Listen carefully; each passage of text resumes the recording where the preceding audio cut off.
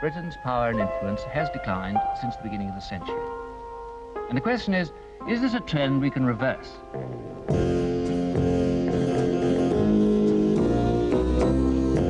We are concerned with making money. That is what we're trying to do. It's been described as the most beautiful terrace house in London. The abuse of business and financial power. You lied. We shall have a harder Christmas than we have known since the war.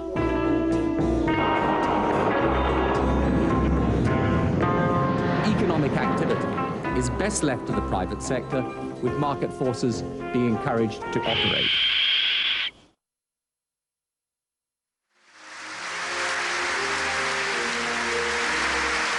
Come with us, then, towards the next decade. Let us together set our sights on a Britain where 3 out of 4 families own their home, where owning shares is as common... During the election of 1987, Mrs. Thatcher celebrated an economic boom, created, she said, by the power of the free market.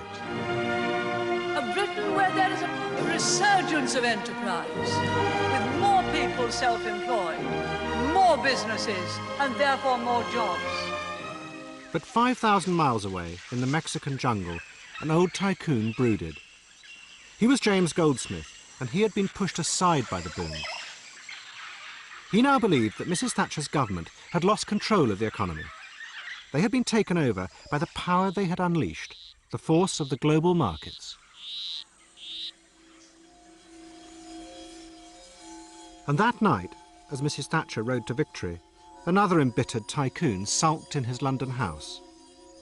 He was Tiny Rowland, and he too had been marginalised by the onrush of the economy.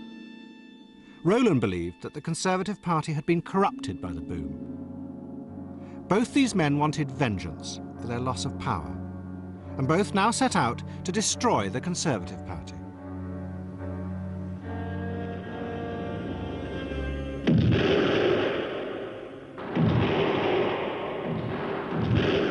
And they would be joined by a third vengeful tycoon who had been cast aside. He knew that the government had become corrupted by the growing power of money. All these men had helped to bring the markets to power. But now they wanted someone to reassert control over the monster they had created. But what they got was not quite what they expected.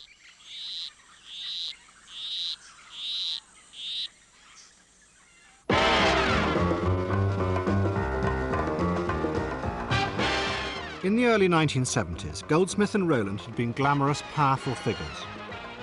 The Conservative government, led by Edward Heath, had created a boom by pumping money into the economy. The stock market soared ever upwards, and the new tycoons used the power this gave them to take over some of the biggest companies in Britain. They were seen as men who would create a new, prosperous Britain. When Goldsmith took over the giant food company Bovril, he ruthlessly sold off any part that didn't make a profit for the shareholders. They were going to rejuvenate British business that was moribund, and Britain too. They were bringing a new dynamic of ruthlessness that was necessary to clean out some of these businesses, get rid of, you know, indulgences, you might say, in businesses, work for the shareholders, and people were believing it. Shareholders were believing and getting on the coattails of these people. I think there was a fair amount of massaging of paper and the proliferation of paper in these takeovers, which cost many people a great deal in the long term. But back then? Back then it was seen as a renaissance of British business. Now, this is Mr. Rowland. Mr. Rowland and Tiny Rowland was doing the same in Africa. He was taking over the old British-owned companies that had once dominated the empire. Rowland used ruthless methods to build a vast industrial empire. This included bribing the new rulers of independent Africa. They were methods that shocked the merchant banks in the City of London. And his bank, Warburg's, resigned because he was uncontrollable. I think his determination was fully matched by his corruption, and he was utterly ruthless. The ends to which he would go to achieve his broader objective, I think were a great deal further than anyone else. That I always found quite worrying. I never felt that he and we would have the same ideas as to where the cutoff line was. But then, in 1973, the tycoon's brief moment of power was destroyed. The stock market crashed disastrously. The Conservatives' boom had turned sour. It had led to inflation and industrial violence. And in November, the Arab oil price rise pushed the market over the edge. It fell further than in the crash of 1929. The politicians now turned on the tycoons. When Rowland's corrupt methods were revealed, Edward Heath publicly called him the unacceptable face of capitalism. And Goldsmith was now seen as a greedy spiv who had torn British industry apart to make himself a fortune. He left England to go and live in America.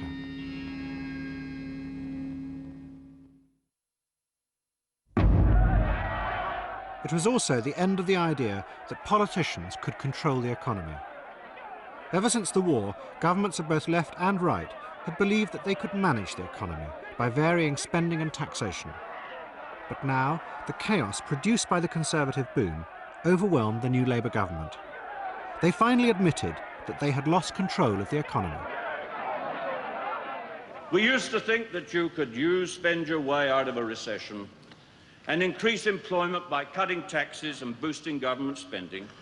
I tell you in all candour that that option no longer exists, and that insofar as it ever did exist, it only worked on each occasion since the war by injecting a bigger dose of inflation into the economy on every occasion, followed by a higher level of unemployment as the next step. Tell you what I don't want to see. What's that? Labour in power again. Labour in power? Was that the Marx Brothers? No, another bunch of comedians. Coming shortly, the Conservatives.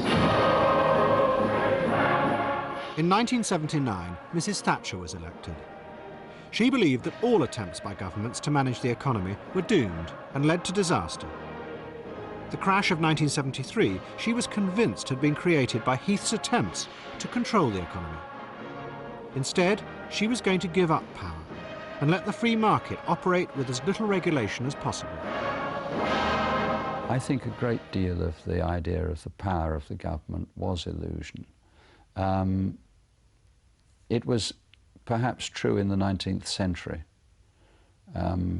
It was no longer true in a world becoming increasingly globalized.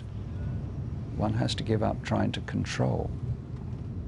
One of the first things we did, and it was a very significant one, was to get rid of exchange control.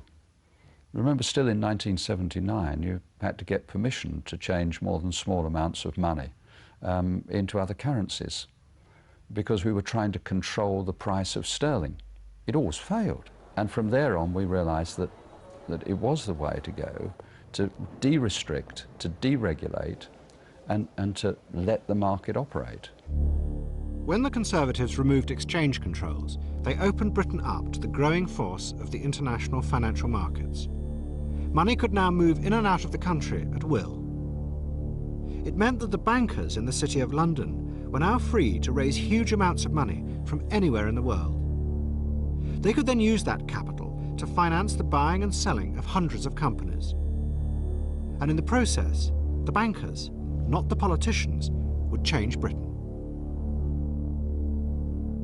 When exchange control came off, suddenly the floodgates were open.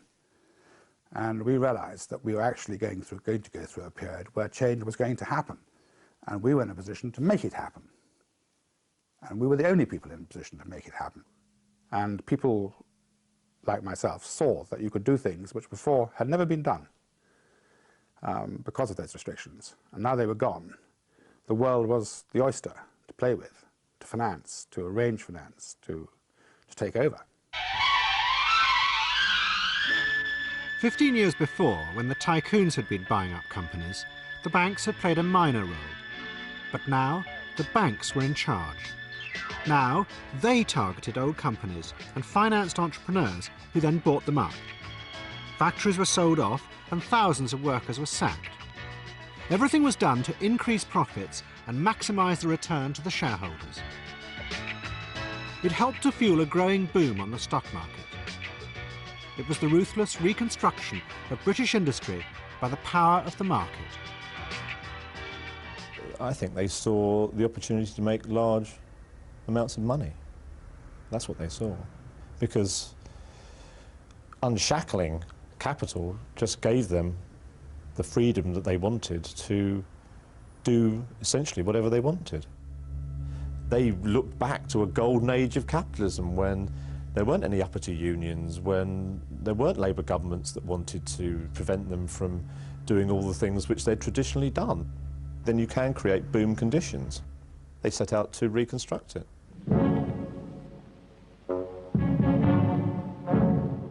But then, into the midst of this boom, came a very unwelcome ghost from the past.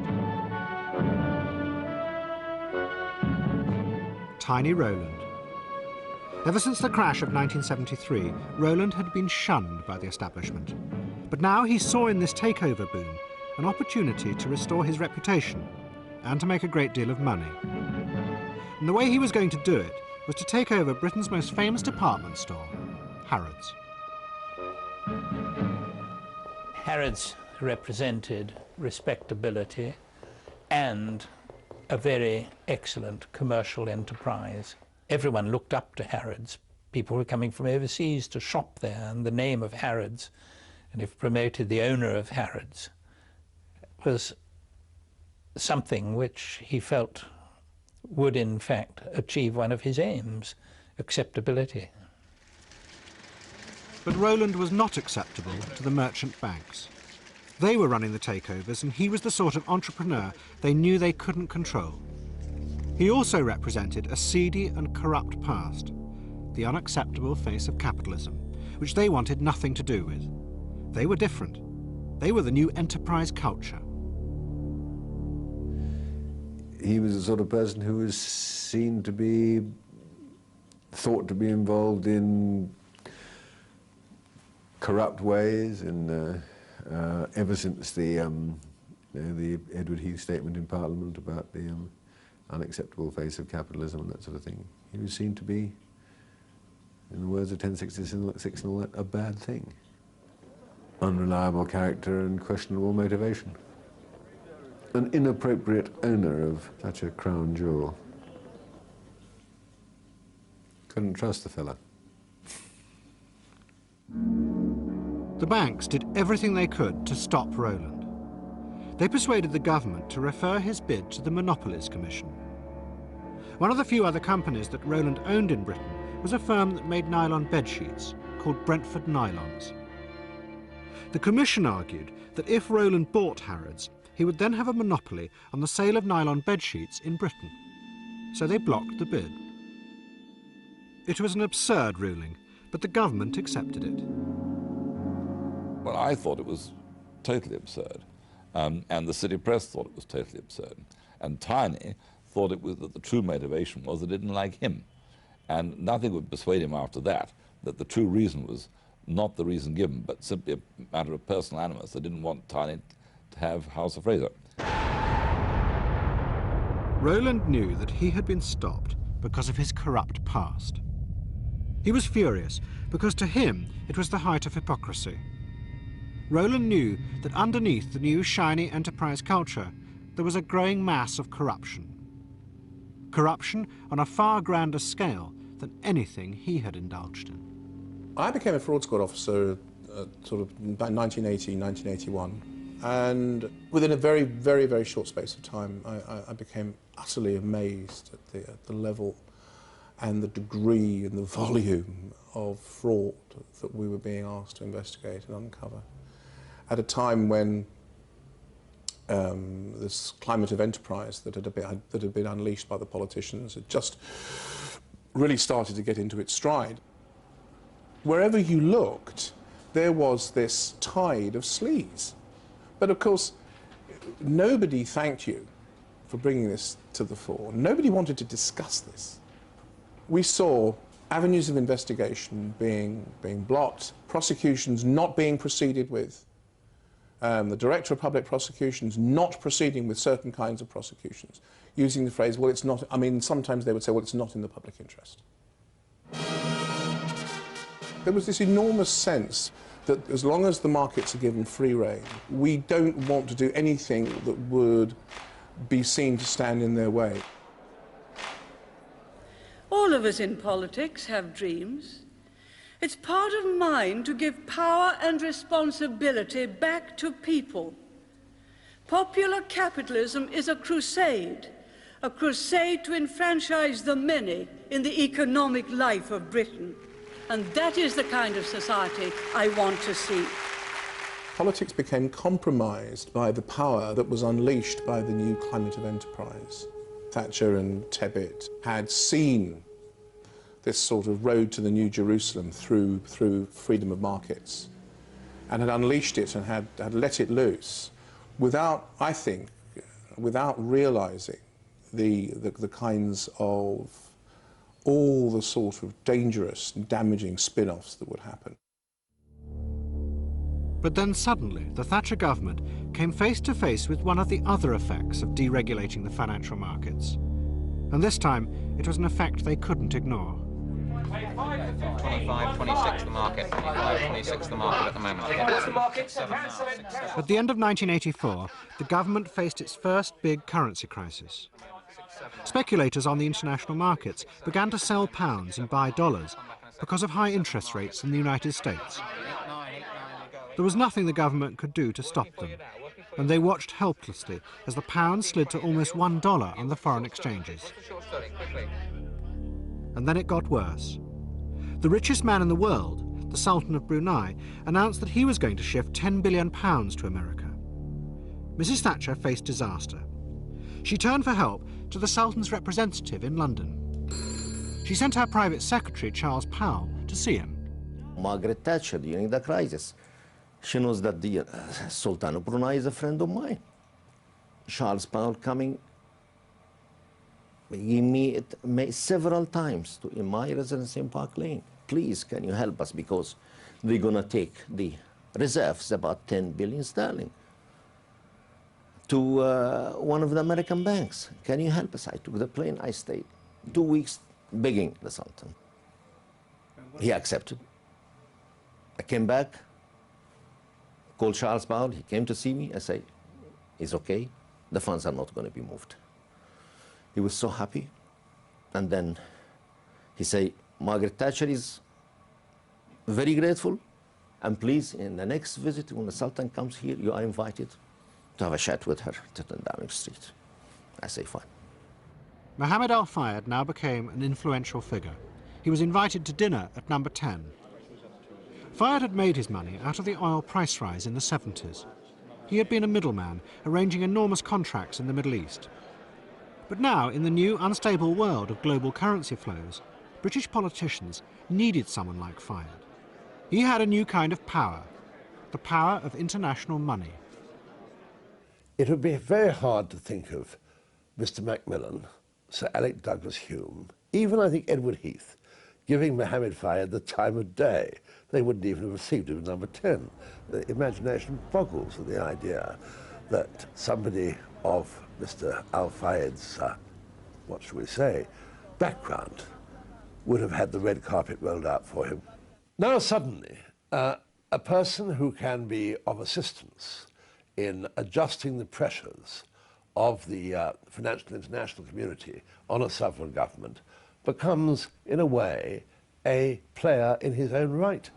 He becomes somebody who makes the wheels go round, and you either let him down there with his lubrication, or perhaps you hit the buffers. And Mohammed Al-Fayed now claimed his reward, Harrods. In early 1985, he made a takeover bid, and a grateful government waved it through without a murmur. Fayed paid £570 million in cash. The government did nothing to question where the money came from or even whether it was legally his.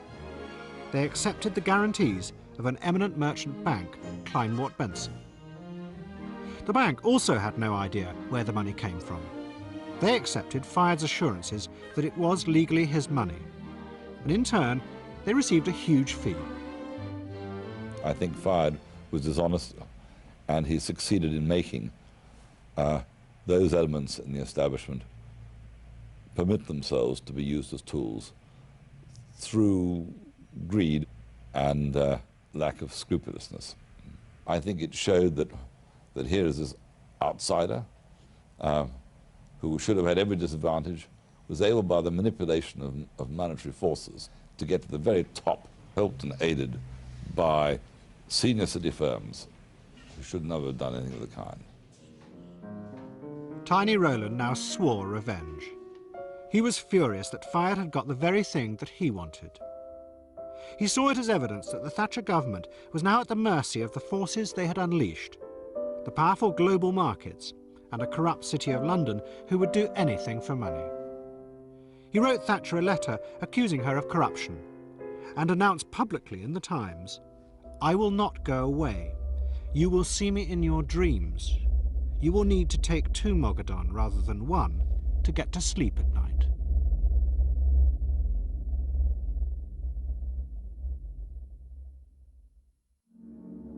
In June 1987, Mrs. Thatcher was triumphantly re-elected for a 3rd term. But almost immediately, Britain was hit by an economic crisis that was to turn yet another ageing tycoon against her.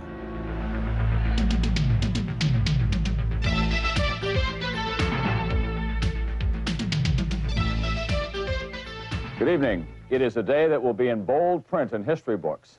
Black Monday, October 19th, 1987, when the stock market went into a free fall. The crisis began in New York.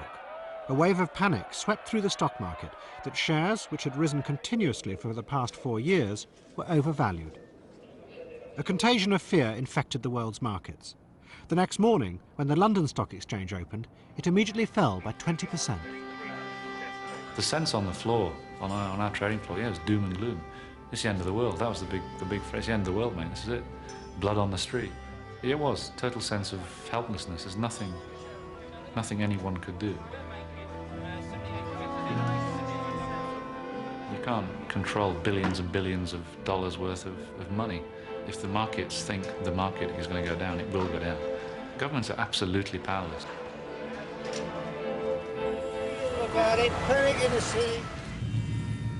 Governments watched helplessly as the crisis rolled around the world. One after another, stock markets crashed. To many, it seemed as if governments, like Mrs. Thatcher's, had, through deregulation, created a force that was now overwhelming them.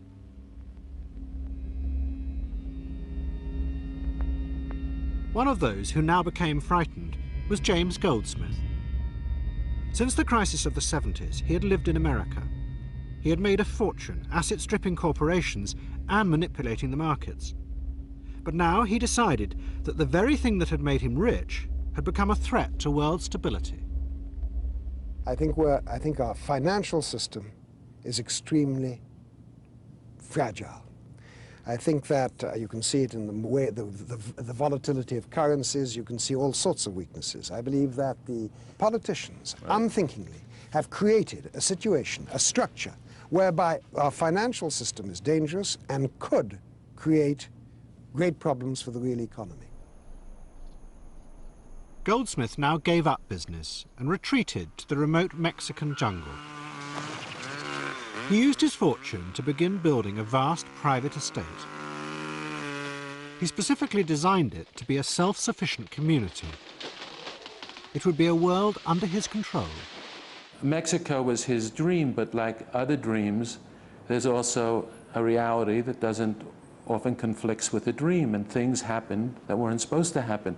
Sometimes the bottling plant for the water got contaminated, or sharks got into his private beach and had to be chased away with dynamite, or the mosquitoes couldn't be controlled ecologically by being eaten by birds, so they had to use DDT. That's not what he wanted. What he wanted was a perfect biosphere where everything lived together in harmony.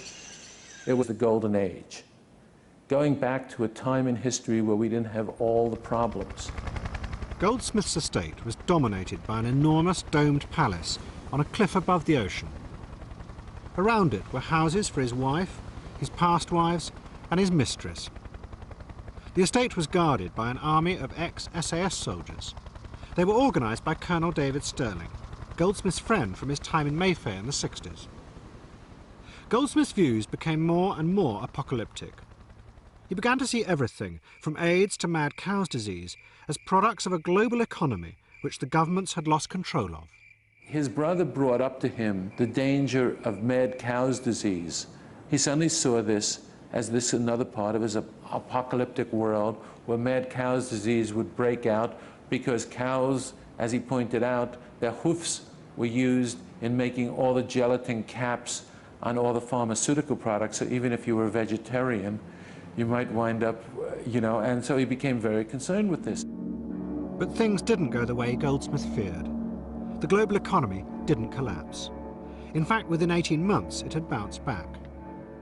The boom started again, driven upwards by a frenzy of speculation around the world, and no one quite understood why. But it was an ideal time to do takeovers, and Goldsmith was tempted out of retirement to try for one last deal. In 1989, he returned to London to announce a bid for the giant British-American Tobacco Corporation. The old asset stripper was going to do what he had done so many times before: break it up, sell off large parts, and make himself a fortune. He called it liberating the company. It is taking companies which are being stifled under the bureaucracy of a large conglomerate and liberating them. The men whose support Goldsmith needed to succeed in his bid were the anonymous managers who ran the pension funds. But this time, they refused to back him. The truth was that they were now so powerful, they no longer needed people like him anymore. Over the past decade, the pension funds had grown enormously, and they now dominated the stock market. Through it, they owned over 70% of British industry. Their one and only aim was to increase the returns for their pensioners. In the past, they had always backed raiders like Goldsmith because they increased profits by sacking workers and selling off anything that didn't make a profit. But now, the pension funds had learnt they could do this themselves. We showed to the pension funds you could increase the returns to pensioners.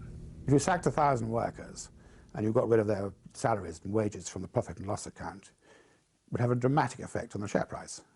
Share price could go up 3 or 4 times, which is all the pension fund is interested in. And they did it for purpose, which was to increase the income to the pensioners. And so the pension fund industry were the final arbiters. If they didn't like what you were doing, you wouldn't succeed.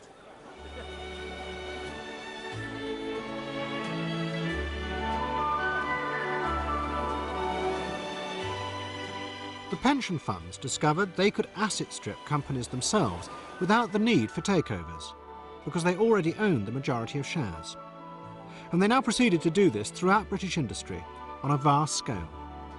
They closed factories and downsized thousands of workers. The resulting devastation was irrelevant to them, because the only thing that mattered for the pension funds was the increased return for the pensioners. They went on because the only thing at the end of the day that mattered to a pension fund manager was the share price performance. I'm afraid the morality of what lay behind it was a consideration that certainly wasn't uppermost in his mind. Do you blame the pension fund manager for that? Not directly. I think it's an inevitable consequence of a free market, rather than to attribute specific blame to pension funds. So the pension fund managers had also become trapped? By the free market mechanism, yes. Yes. So was anyone in control of this process by now? No. James Goldsmith went back to Mexico, defeated by a corporation that was more frightened of the pension funds than it was of him. In his anger, he now turned on the politicians. He became convinced that they had let loose something that had gone out of control. The markets, driven by the big institutions, were devastating society, all in the pursuit of an ever higher share price. Goldsmith conveniently forgot that this was exactly what he had been doing for 30 years. If, purely for an economic doctrine, you have a situation whereby the economy grows, but you create poverty, unemployment, and you destabilize the society, you're in trouble. Look what's happened in the last 50 years. You see, people are not willing to look at fundamentals. When I was a boy, we were taught that irreversibly we were moving towards progress. Yes. That material wealth, material prosperity would solve our problems, would improve our way of life, and improve our civilization. And what have we done? We've destabilized our society. We've increased unemployment massively. We've totally destabilized our cities. Therefore, something must be wrong. And what has become wrong is that instead of the economy being there to serve us, we are there adoring, serving economic industries. All right. But meanwhile, the boom just carried on growing. The vast amounts of money flooding out of the City of London helped to create a consumer boom. And riding on the crest of this wave of money was the new owner of Harrods. And also a very special guest, someone I want you to make yourself feel at home here, Chairman of Harrods, Mohammed Al-Fayed. Has it been a good day so far? Wonderful, wonderful. We hope, I think we're going to make £10 million a day. It's £10 million a day? Today, £10 million we start, and we have £100 million of goods. And fantastic bargain. How was Richard Gere? Was he okay? Was fantastic. I tried to get him here, as a matter of fact, but he preferred to go to the surrounded bed. by people? No, he preferred to go to the bed departments because we have the greatest collection of hamsters. And he enjoyed this. I really don't know what you're talking about. No, not I'm at all. absolutely baffled here. Mohammed Al-Fayed was now a rich and successful businessman. He epitomised the enterprise culture created by the Conservative government. He had also been accepted into society. Harrods sponsored the Windsor Polo Championships, and Fayed presented the prize himself to Prince Charles. There was only one problem, though: Tiny Rowland. Rowland wanted vengeance. The chairman of Rowland's company was Sir Edward Buchan.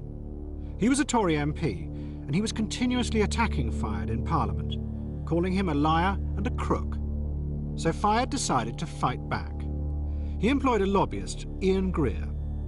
Fayed paid Greer to get MPs to defend him in Parliament. Yeah, they put questions in the House of Commons. If somebody put question against me, they answer these questions and put also my side of the story. You fight fire with fire, I told you. Did you pay them money? Of course, of course, of course. How can they do the job for me? Of course, free? No. This is their fees, right? Greer being paid, and they are paid, plus they asking for so many things. And this is normal, you know, practices. If someone asks you to give him something, to do something for you, fine. The world that Greer took Fayed into was a hidden one that he and a few other lobbyists had created. They had turned politics into a business. Greer represented scores of large corporations and newly privatised companies. All of them wanted to exert pressure on Parliament. And Greer knew that in the new climate of enterprise, MPs would be eager to help, provided the companies offered them favours in return. I played a major part in making sure that commercial interests were better understood by government ministers and members of Parliament. For that, I make no apology at all. But in the process, you placed temptation in the path of MPs. In the process, expectations were raised, perhaps by me, unconsciously, perhaps by my clients, that there is a honeypot here, and you can partake of that. And I think that this culture certainly demonstrated itself in the behaviour of some members of Parliament who did take advantage of their position and did become greedy. I think Neil Hamilton is a prime example. There are many others. Fayed did what Greer's other clients did. He gave MPs like Neil Hamilton favours in return for questions. He also went further.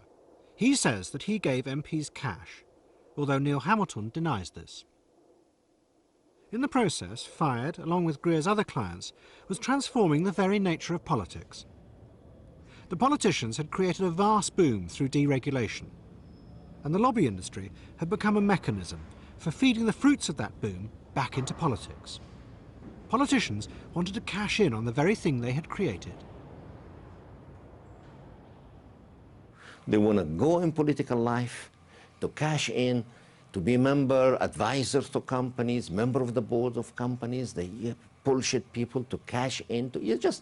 And you see all the previous member of parliament or ministers, they are directors in major oil companies, directors in banks, they cash in. Politics had become a business. Once the Thatcher era was in full swing, if you asked a new Tory MP, can you help me on this? He would say, what's in it for me? I want a directorship and 12,000 quid. I've got to send my child to a private school. So that there became a new cash nexus. The nature of politics changed.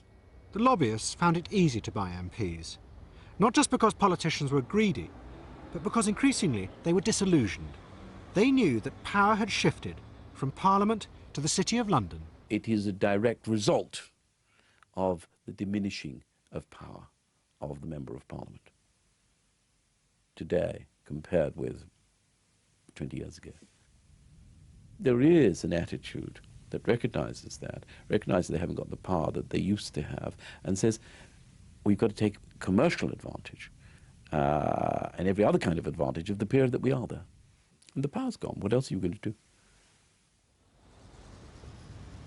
But Tiny Rowland would not give up on his vendetta. He knew that the government had commissioned a report into the Fayed's takeover of Harrods, but were refusing to publish it. So Rowland then did what he was best at. He bribed an official and got hold of a copy of the report. And then he published it. The report said that the Fayeds had lied about where their money came from. To many it meant they should never have been allowed to buy Harrods.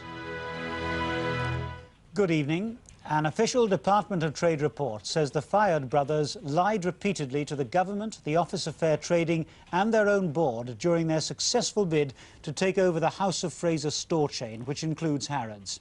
But the Trade Secretary, Nicholas Ridley, told the Commons it would not be in the public interest to disqualify them from being company directors. The government's refusal to do anything caused a scandal, and Mohammed Al-Fayed and his brothers became despised figures. They were attacked in Parliament as crooks and thieves, and the MPs he had paid to defend him said nothing.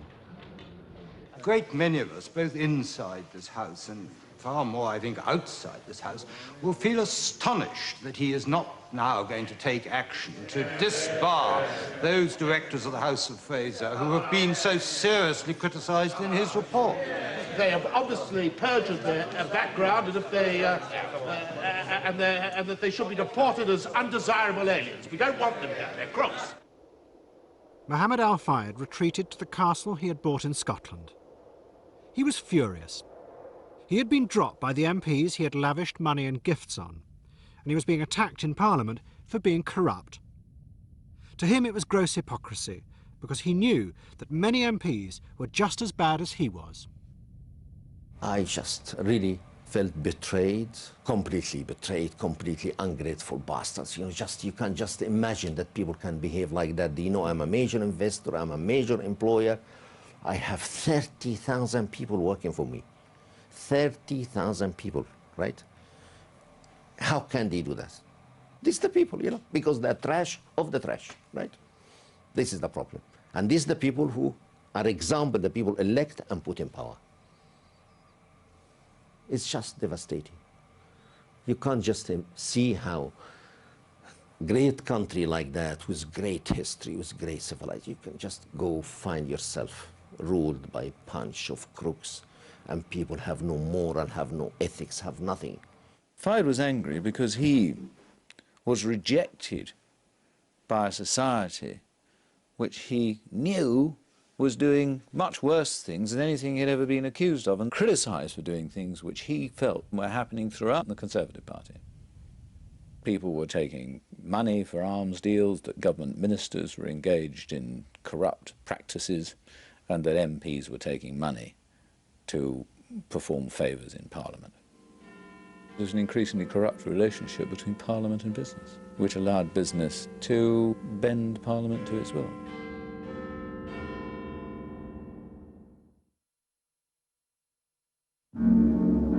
In 1990, Mrs. Thatcher was forced out as leader of the Conservative Party. She was succeeded by John Major. He saw himself as a strong man who was going to reassert control over the markets. Above all, he wanted to prevent the damaging fluctuations in the value of the pound.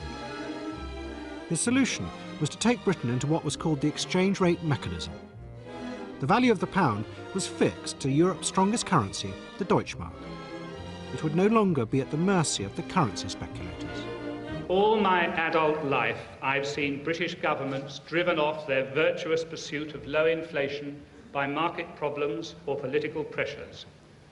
I was under no illusions when I took Britain into the exchange rate mechanism. I said at the time that membership was no soft option. The soft option, the devaluer's option, the inflationary option, in my judgment, that would be a betrayal of our future at this moment, and I tell you categorically, that is not the government's policy. The currency markets decided to take on the British government. They deliberately set out to force John Major to devalue and to leave the exchange rate mechanism. It was to be a defining battle over who really now controlled Britain's economy, the government or the markets.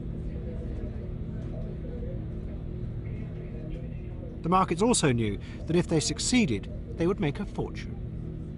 They began by selling billions of pounds on the foreign exchanges. It was incredible. I mean, obviously you can hear what's going on in the market, and you can hear wave after wave of selling hitting the market, being met with resistance and support by the Bank of England. They were buying such a phenomenal amount of pounds. The only thing the government could do was to tell the Bank of England to raise interest rates. But the markets knew that this was an act of desperation.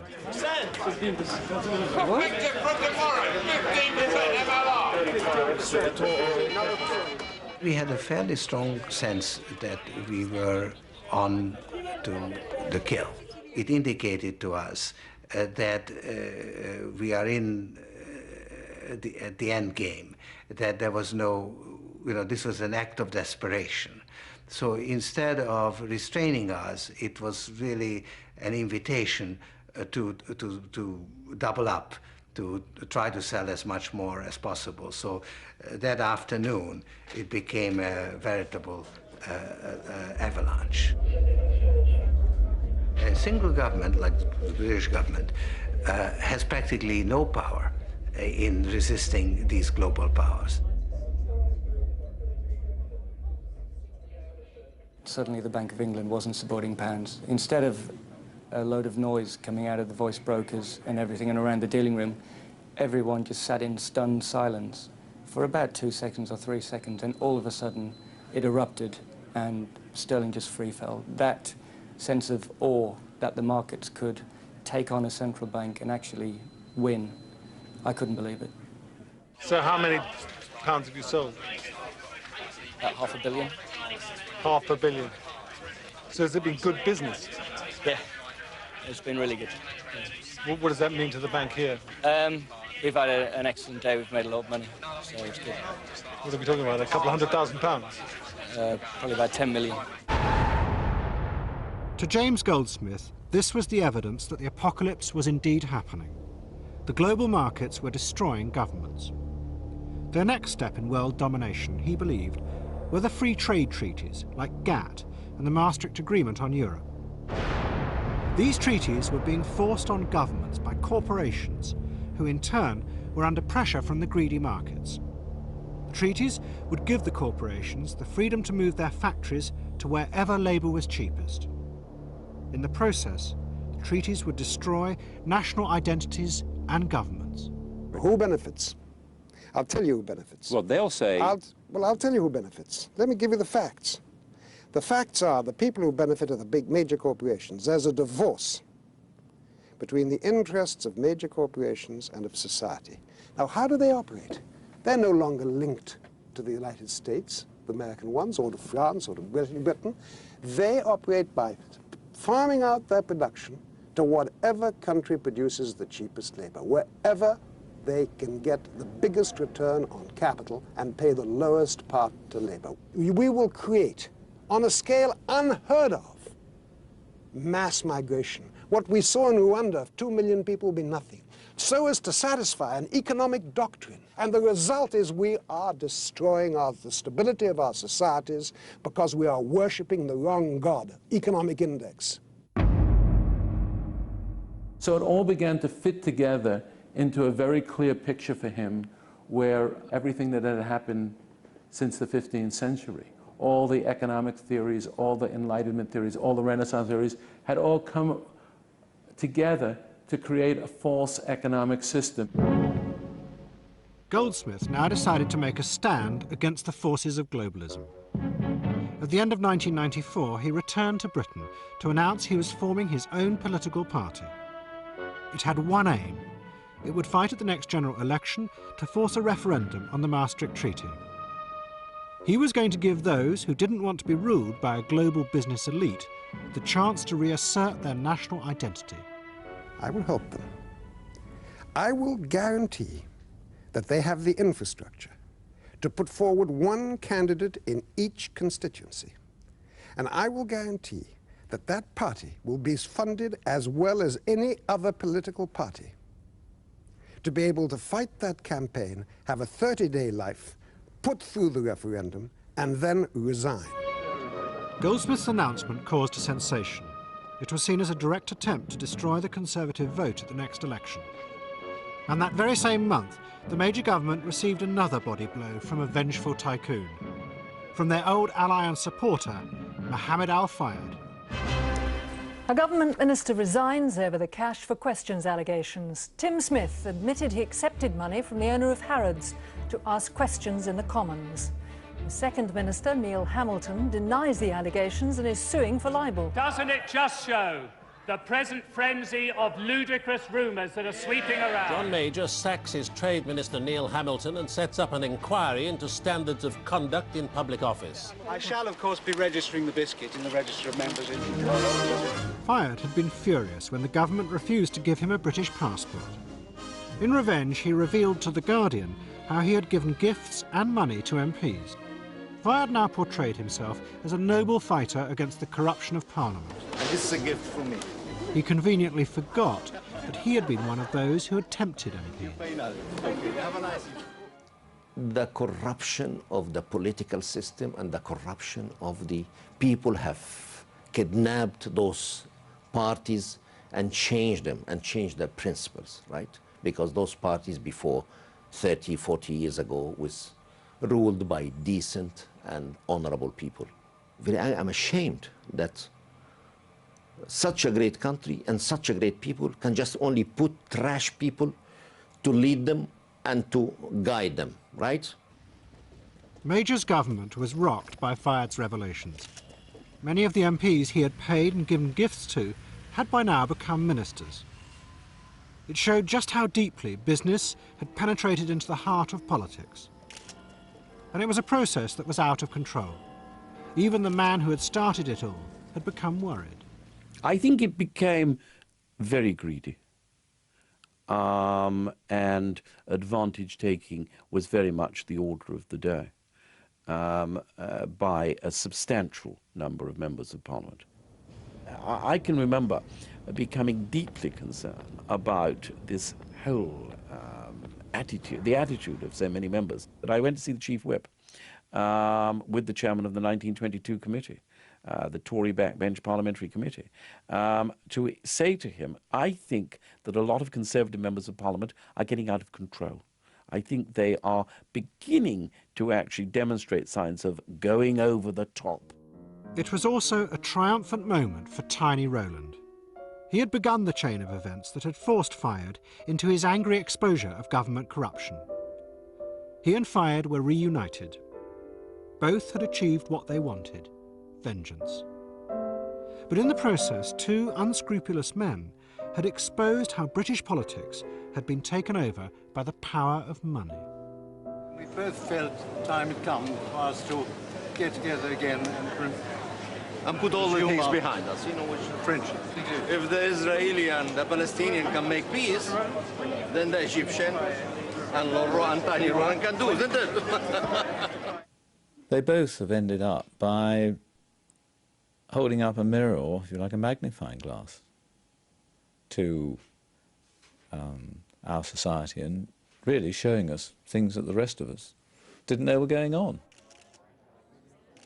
Mohammed and Tiny were both people who were capable of corruption, but who paid people money, but they ended up telling great truths about our society.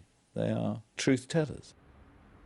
30 years before, both Rowland and Goldsmith had been part of the Claremont Set, a group of reckless financial gamblers who had helped awaken the markets and begin their rise to power. But now, both of them, in their different ways, found themselves fighting against the force that they had helped create. When Goldsmith formed the Referendum Party, at its core were many of his old gambling friends from the 60s. Even Jim Slater's son stood as a candidate. Jim Slater was Goldsmith's closest friend. Back in the 60s, the two of them had begun the asset stripping of British industry. And John Aspinall, who had founded the club, also stood as a candidate. He and Goldsmith were trying to recreate a golden age when nations were powerful, not the markets. The past gave him inspiration, not the future. He was frightened of the future, very frightened of the future of the world, including England, very, very, very concerned and bemused, I would say, bewildered by the present, and his inspiration for what was correct and adjusted always came from the past. Don't wake up on the 2nd of May to the same old Tories back again. Wake up on the 2nd of May to a new Labour government and new hope and new opportunity for Britain.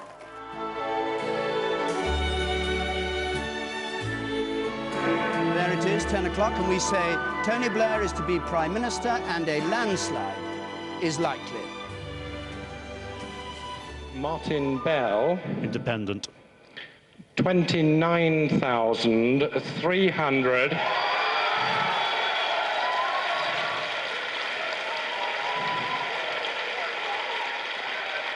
Mellor, David, Conservative Party, 17,108.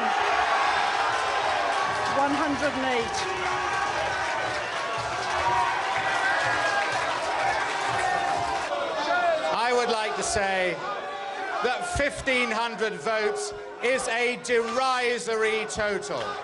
And we have shown tonight that the Referendum Party is dead in the water. And Sir James, you can get off back to Mexico knowing your attempt to buy the British political system has failed. In May 1997, a Labour government was elected. But far from reasserting power over the financial markets, they did exactly the opposite. To reassure the city, Gordon Brown's first act as Chancellor was to give away the government's last instrument of economic power. He gave control over interest rates to the Bank of England. It was an admission by the Blair government that they couldn't control global economic forces, and there was no point in them trying. What is called globalization is changing the whole nature of the nation state as power becomes more diffuse and borders more porous.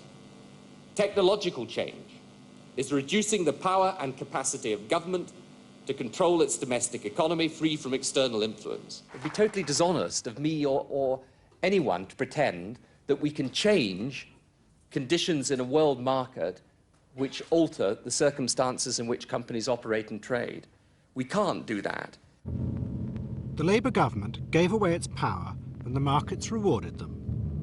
Money did not flee from London as it had when previous Labour governments had been elected, and the boom continued. It has been the longest stock market boom this century. Many believe that because of deregulation, there is nothing to stop it continuing indefinitely. But there are others who are beginning to warn that all market booms come to an end, and that the global markets are becoming increasingly unstable. The question for politicians is, having given away so much power to control the markets, what happens when the bubble bursts? I think the politicians have been put to sleep by the markets. I think if the politicians, particularly Labour politicians, delve deep enough into their psyches, they would admit that they are quite terrified by the power of the markets, by the extent to which these people are sitting on the top of a house of cards.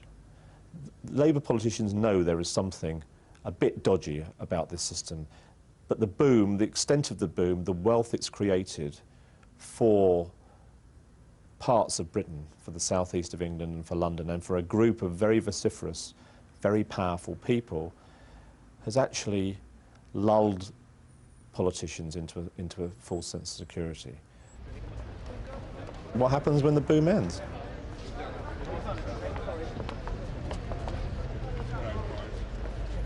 In 1997, James Goldsmith died. He had tried to stop the onrush of the markets and failed. And at his death, the business class who now dominate politics took him back as one of their own.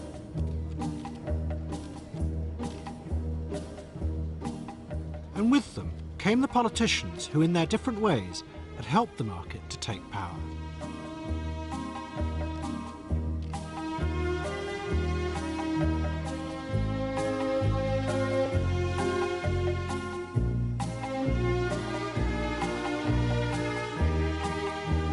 A year later, Tiny Rowland died. His funeral was secret, and no one knows where he is buried. The only remaining member of the tycoons from the Claremont set is Jim Slater. He still runs a business analysing the markets, and is fascinated, as he always was, by games of chance, even Monopoly. It works out that Pentonville Road, Angel of Islington and Euston, they're the light blue sites on the left, give you 159% return and are the best in terms of arithmetical return.